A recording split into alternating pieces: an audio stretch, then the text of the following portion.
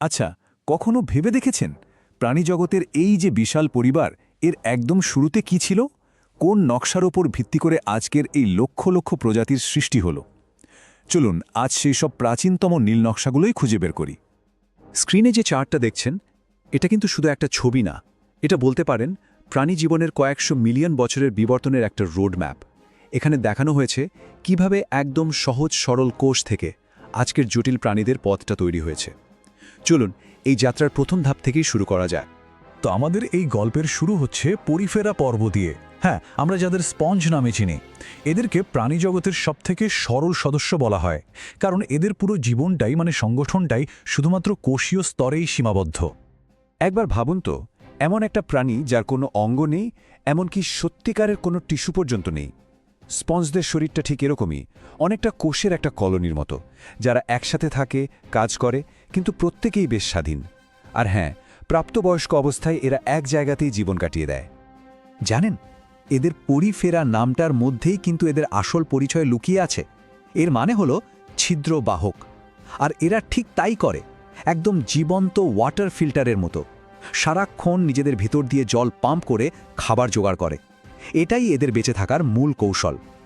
এই ডায়াগ্রামটার দিকে একটু খেয়াল করুন, দেখুন কি দারুণভাবে এদের ফিল্টারিং সিস্টেমটা কাজ করে। জল এদের শরীরের অসংখ্য ছোট ছোট ছিদ্র অস্টিয়া দিয়ে ভেতরে ঢোকে, তারপর একটা কেন্দ্রীয় গহ্বর ঘুরে অস্কুলাম নামের একটা বড় ছিদ্র দিয়ে বেরিয়ে যায়। আর এই যে জলের স্রোত, ঠিক এখান থেকেই এরা নিজেদের খাবারটা ছেঁকে নেয়। ওকে, স্পঞ্জের এই কোষীয় স্তর থেকে এবার আমরা বিবর্তনের পথে একটা বিশাল লাফ দিতে যাচ্ছি। আমরা চলে আসছি নিডারিয়া আর টিনোফোরা পার্বে। এখানেই কিন্তু আমরা প্রথমবারের মতো টিস্যু দেখতে পাই। আর টিস্যুর আবির্ভাব মানেই হলো প্রাণীদেহ আরও উন্নত সমন্বয়ের দিকে, আরও জটিলতার দিকে এক পায়ে এগিয়ে গেল। আর টিস্যু আসার সাথে সাথেই আরও একটা দারুণ ব্যাপার ঘটল, সেটা হলো স্নায়ুতন্ত্রের একদম প্রথম রূপ, যাকে বলে নার্ভ নেট বা স্নায়ুজাল। এটা কিন্তু আমাদের মস্তিষ্কের মতো জটিল কিছু না, কিন্তু এই সহজ সরল নেটওয়ার্কটার মাধ্যমে এরা প্রথমবারের মতো পরিবেশের সাথে একটা সমন্বয় তৈরি করতে শেখে। বলা যায় এখান থেকেই স্নায়ুতন্ত্রের বিবর্তনের গল্পটা শুরু হলো।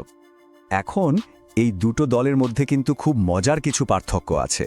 যেমন ধরুন, নিডেরিয়ানরা জেলিফিশ বা কোরাল, এদের কাছে আছে নিডোসাইট, এক ধরনের হুল ফোটানো কোষ, যা দিয়ে এরা শিকার ধরে। অন্যদিকে টিনোফোরা বা কম জেলিরা সাঁতার কাটে চিরুনির মতো দেখতে চিরুনি প্লেট ব্যবহার করে। আর সবচেয়ে মজার ব্যাপার কি জানেন, এদের অনেকেই কিন্তু অন্ধকারে নিজেদের আলো নিজেরাই তৈরি করতে পারে। জাস্ট একবার কল্পনা করুন, গভীর সমুদ্রের ওই নিকোষ কালো অন্ধকারে একটা প্রাণী নিজেই আলোর উৎস হয়ে জ্বলছে। কিছু কম জেলি কিন্তু ঠিক এই কাজটাই করে। বায়োলুমিনেসেন্স নামের একটা অসাধারণ ক্ষমতার মাধ্যমে এরা নিজেদের আলো নিজেরাই তৈরি করে, আর এই আলোটা এদের শিকার ধরতে বা শিকারের হাত থেকে বাঁচতে সাহায্য করে। ব্যাপারটা আসলেই অবিশ্বাস্য, তাই না? এতক্ষণ আমরা যে প্রাণীদের কথা বললাম তাদের শরীর ছিল ওরিও প্রতিসম, কিন্তু এখন আমরা এমন একটা পর্বের কথা বলবো যা প্রাণীজগতের নকশাকে বলা যায় চিরদিনের জন্য বদলে দিয়েছে। আমরা কথা বলছি প্ল্যাটিহেলমিনথিস বা চ্যাপ্টা কৃমিদের নিয়ে। এদের আগমনের সঙ্গে কিন্তু সামনে আর পেছনের ধারণাটা তৈরি হলো। আর এখানেই জন্ম নিল প্রাণীজগতের অন্যতম গুরুত্বপূর্ণ একটা বৈশিষ্ট্য, দ্বিপাক্ষিক প্রতিসাম্য বা বাইল্যাটারাল সিমেট্রি। শরীরের একটা ডান দিক আর একটা বাম দিক তৈরি হলো। ব্যাপারটা শুনতে হয়তো খুব সাধারণ মনে হচ্ছে, কিন্তু বিশ্বাস করুন, এই একটা পরিবর্তনই ছিল প্রাণী বিবর্তনের ইতিহাসে একটা বিরাট বিপ্লব। ব্যাপারটা কি? এর মানে হলো এদের শরীরটাকে যদি ঠিক মাঝখান দিয়ে একটা কাল্পনিক রেখা টেনে ভাগ করা হয়, তাহলে ডান আর বাম দিক দুটো হবে একে অপরের আয়নার প্রতিবিম্বের মতো, দেখতে একদম একরকম। আর এই সাধারণ দেখতে নকশাটাই কিন্তু পরবর্তীকালের সমস্ত জটিল প্রাণীর শরীরের ভিত্তি তৈরি করে দিয়েছিল। আর এই নতুন নকশার ফল ছিল সুদূর প্রসারী। এর জন্যই কিন্তু প্রাণীরা প্রথমবার একটা নির্দিষ্ট দিকে চলতে শিখল। আর যখনই নির্দিষ্ট দিকে চলার প্রশ্ন এলো, তখনই তৈরি হলো একটা স্বতন্ত্র মাথা, যাকে আমরা বলি সেফেলাইজেশন।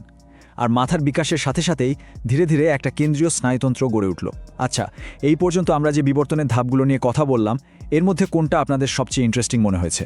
নিচে কমেন্ট করে অবশ্যই জানাবেন। কিন্তু প্রশ্নটা হলো, লক্ষ লক্ষ বছর আগের এই সাধারণ চ্যাপ্টা কৃমিদের নিয়ে আমরা এত কথা বলছি কেন? কি এমন গুরুত্ব এদের? কারণটা খুব গভীর। এদের এই নকশার মধ্যেই লুকিয়ে আছে আমাদের নিজেদের অস্তিত্বের সবথেকে পুরনো সূত্র। চলুন দেখা যাক কিভাবে। উত্তরটা লুকিয়ে আছে আমাদের নিজেদের শরীরের দিকে তাকালেই। কারণ এই চ্যাপ্টা কৃমিদের যে নকশা, সেখান থেকেই শুরু হয়েছিল আমাদের মতো দ্বিপাক্ষিক প্রতিসম প্রাণীদের পথ চলা। এরাই ছিল আমাদের খুব খুব দূর সম্পর্কের পূর্বপুরুষ।